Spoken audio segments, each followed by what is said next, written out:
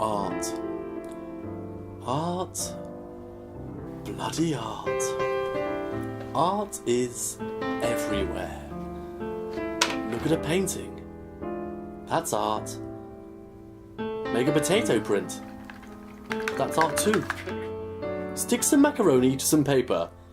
That is art. Now sit back and have a nice chilled glass of Prosecco and just suck in the art.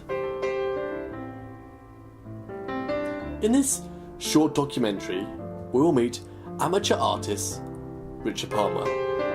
A simple, unassuming young man with only one true passion: art, although he does also like ice cream. Here he is, sharpening his favourite pencil. Oh, it's not quite sharp enough.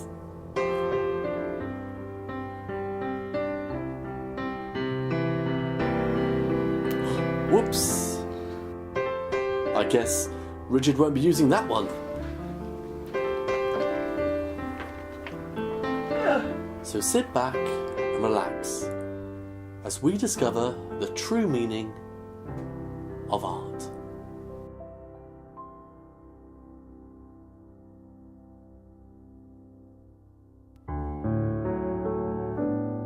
Richard Parnwell is an amateur artist. Recently, I spent a couple of days with him as he prepares for his debut art exhibition, which has been funded by the British Arts Council. During those 2 days, I had a chance to get inside the head of one of Britain's most promising artistes. Here's what we got up to.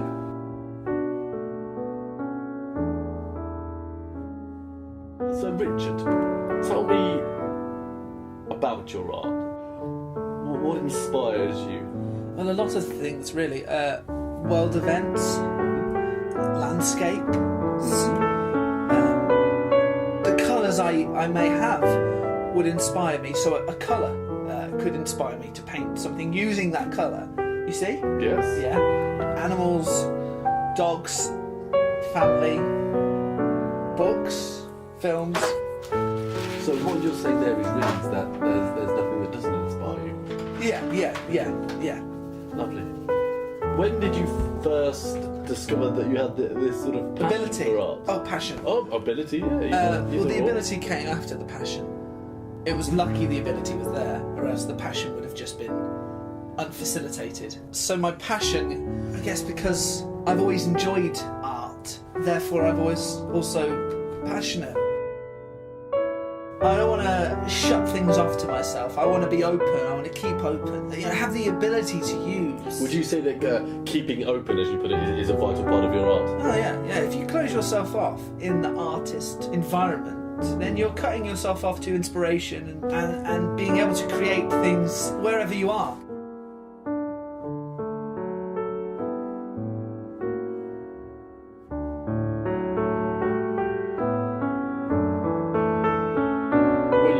A piece of art.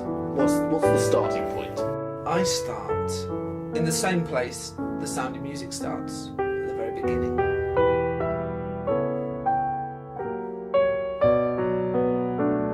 So what do you want your appearance to say about you? Well, it's quite tricky. It's such an important part of being an artist is what you look like and how you present yourself. And I really did want to have the right persona to show me off well with my art and myself. And I kind of wanted to go for approachable but not approachable. I don't want everyone coming up to me, because I wanted to know that I'm quite a big deal, but I also want them to think that, hey, maybe I could speak to him. Well, I will say that I think you look very, very smart indeed. Thank you very much. You're welcome. Thank you.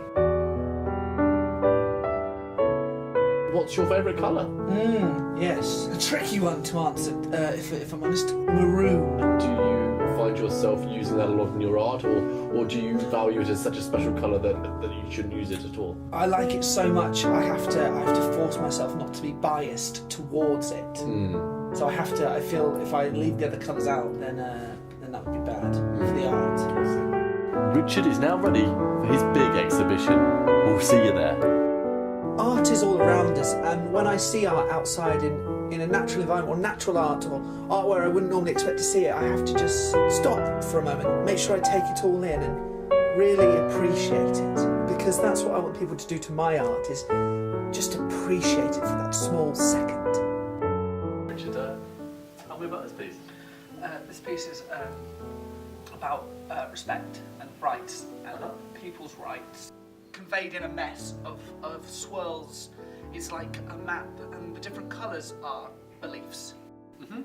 And each belief represents a different passion, desire, and did I always say belief?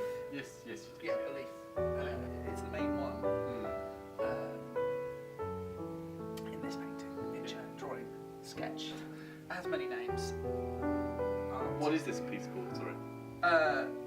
This piece is called Diversity. So let's just talk about what happened in the gallery. That gentleman didn't seem to agree with your artwork. The thing about art is not everyone's going to understand it, and But he actually seemed quite offended by what he was seeing. it's because he couldn't help believing what he was seeing, and he was seeing what he was believing, but he couldn't help it because I made him feel something he wasn't comfortable with. And do you think that's important? Yes, I want him to feel feelings he probably hasn't felt. But would you not say that he wasn't happy about what he was feeling? It's because he was very uncomfortable. He couldn't understand and register the emotions he is feeling out of what he was seeing. But you offended him, and surely that's not the idea of art. You made that man desperately unhappy. But is art to make someone feel something or anything? The art exhibition was not a success. I met up with Richard to see what he had to say about it. What are your overall thoughts on the day? Overall, I'm glad that it happened and that I went through with it and I managed to put my art on display, even if it wasn't fully appreciated like I'd hoped. You didn't have the greatest turnout. That's not what art's about. Art's not about filling a room with patrons marching in and out like an army. No, but surely you need some people to see your art, and we had 3. Yes, but I can tell you for something. I tell you, those 3 people felt something and would go home a different person. On reflection, I think my time spent with Richard was a time of pure confusion. The young man himself never really seemed to understand what he was doing or saying, and I saw a lost soul. But I think, in all honesty, art, like the man himself, Richard Parnwell, will always remain a mystery. Good night.